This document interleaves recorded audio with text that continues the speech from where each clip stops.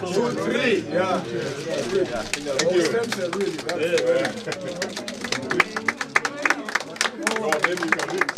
Yeah, really. The Republic of Kenya National Research Fund.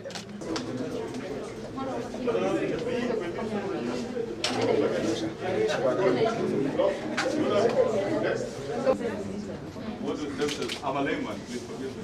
What is stem cells? People even in precision medicine or what we have seen that targeted.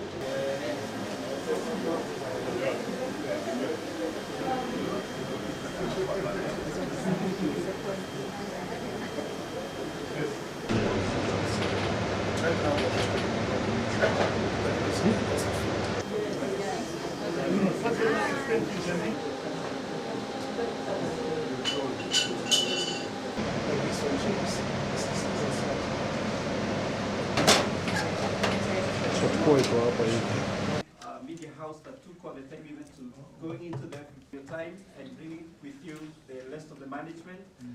The senior management in stem cell actually does reverse.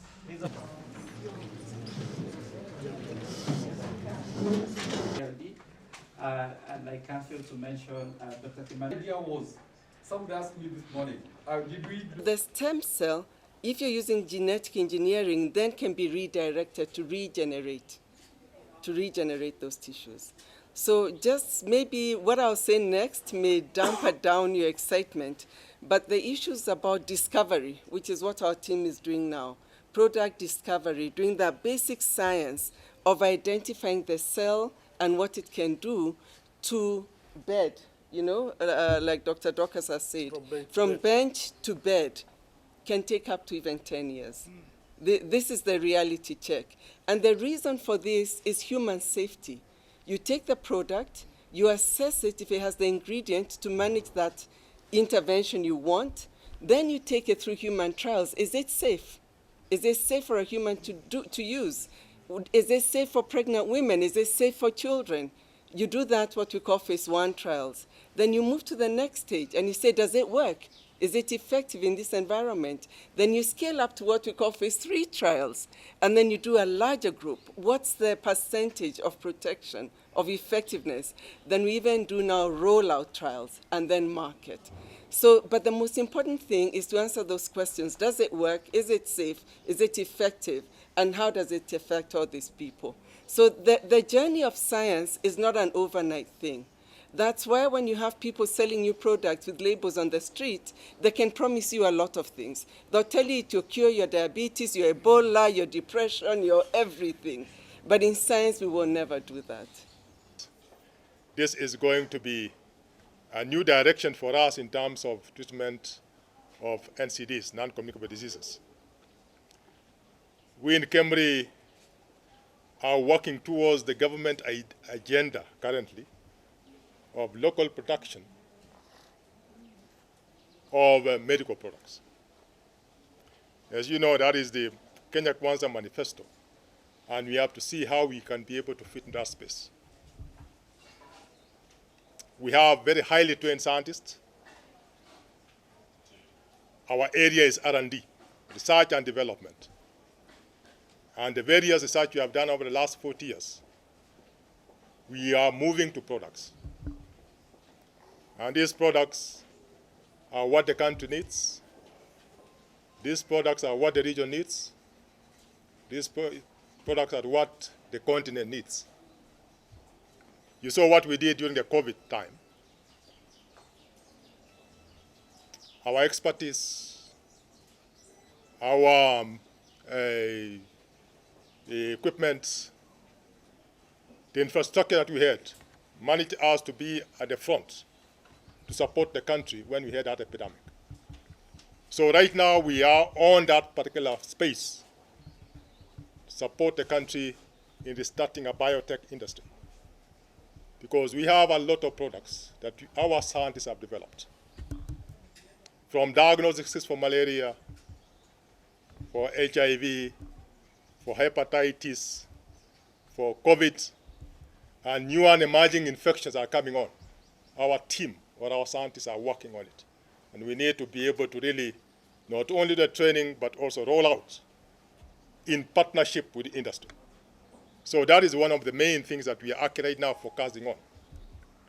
As we are doing this plat focus, we are getting new technologies, new ideas, and new partners. And that's why we are very grateful that we are having local support in terms of funding. But now it's good that said we are on track with that government agenda to be the biotech center for our country, not only in terms of the manufacture R&D to give the industries, but also in terms of training, so that we can have our students, we can have our interns, then we make that particular group, which is going to be very strong in terms, because human resource is very critical.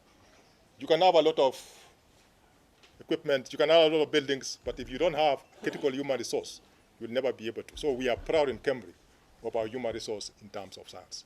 When we talk about jobs, we talk about industries, farms, new technologies to employ those people who may have qualified in some areas but may not have jobs. And those jobs come from a research we do to create an innovation.